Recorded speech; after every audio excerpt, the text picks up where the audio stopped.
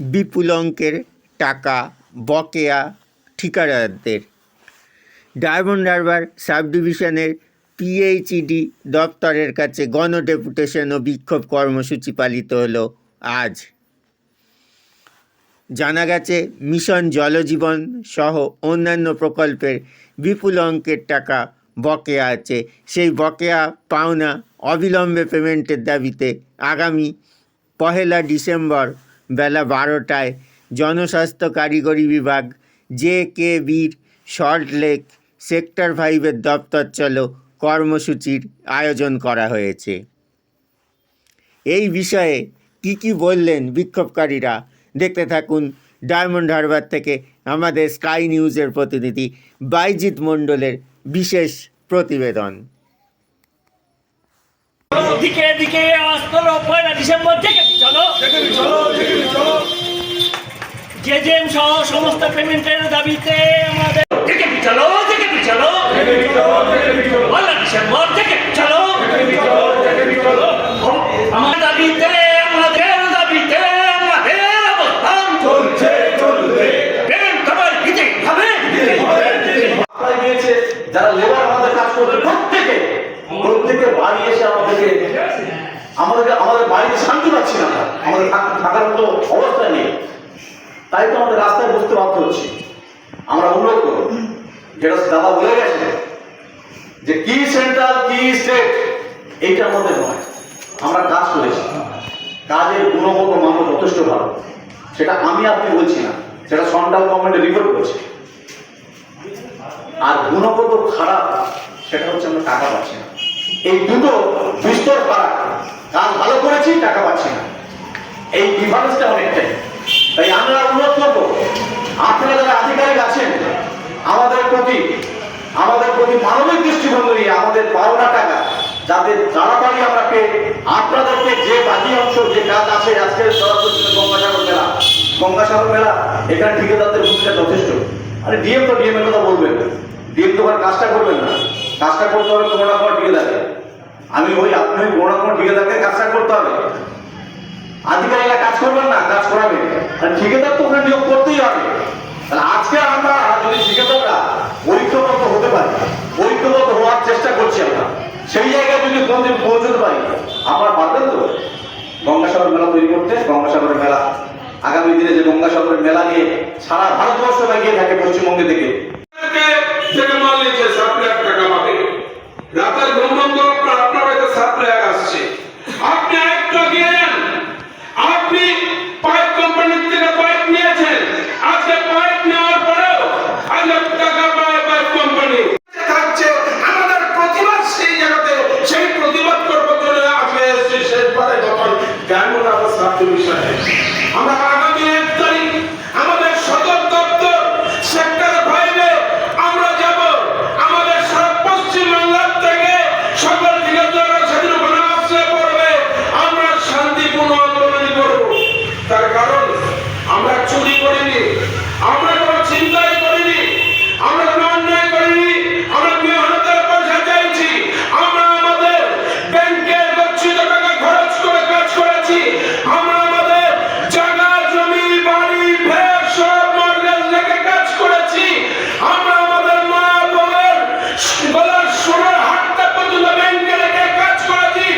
আর তারপর আমরা দেখতে পেয়েছি কেন্দ্রীয় সরকারের থেকে আইএসএফটি ছিল 8টা জেলাকে বেছে নিয়েছে, মাটি খুঁড়ে পাইপ দেখে তার গুণমান দেখে তার গেট কতটা দেখেছে, জল পড়ছে কিনা দেখেছে, দেখার পরে তারা একটা নোট দিয়ে গেছে এবং রিপোর্টিং করেছে যে সারা ভারতবর্ষের মধ্যে 3টে রাজ্যে যদি ভালো কাজ হয়ে থাকে তার মধ্যে পশ্চিমবঙ্গ আছে।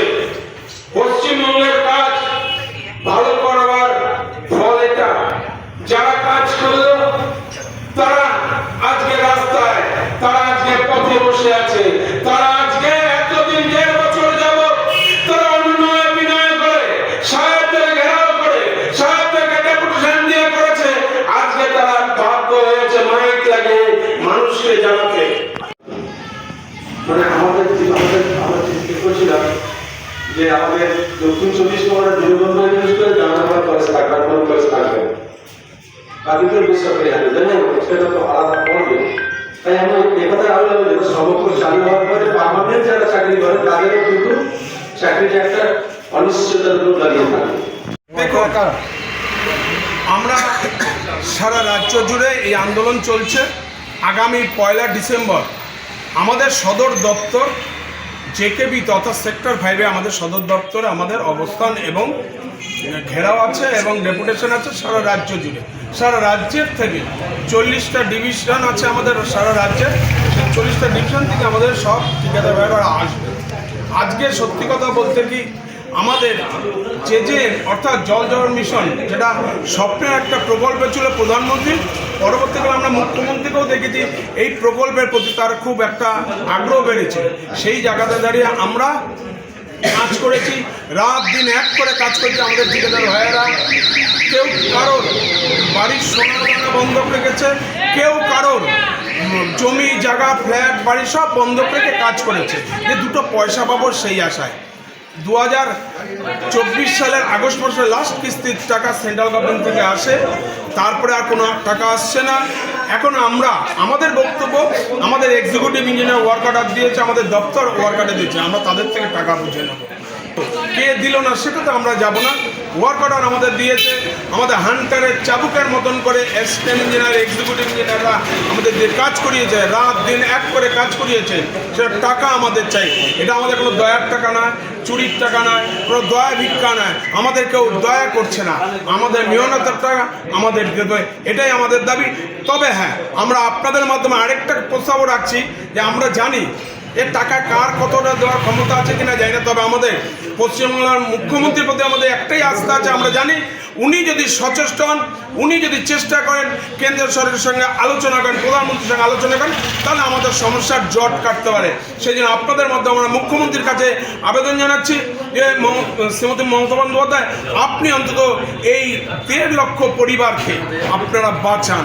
পরোক্ষ এবং প্রত্যক্ষ 1.5 লক্ষ পরিবারের সঙ্গে যুক্ত, সে ঠিকাদার, তার লেবার, তার মিস্ত্রি, তার সাপ্লায়ার, পাইপ কোম্পানি সব মিলিয়ে 1.5 লক্ষ পরিবারকে বাঁচানোর একমাত্র দায়িত্ব যদি মুখ্যমন্ত্রী নেন, তাহলে আমরা টাকা পাবো।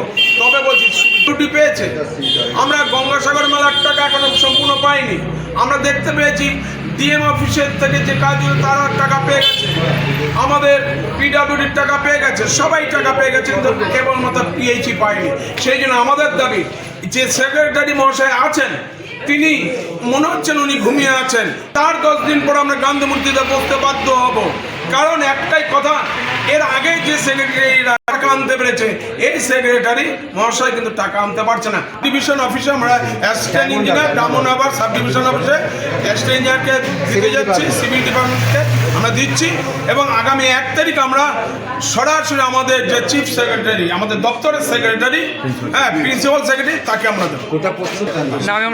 আমার নাম গৌতম মুখার্জি, আমি আলিপুর ডিভিশনের জয়েন্ট সেক্রেটারি।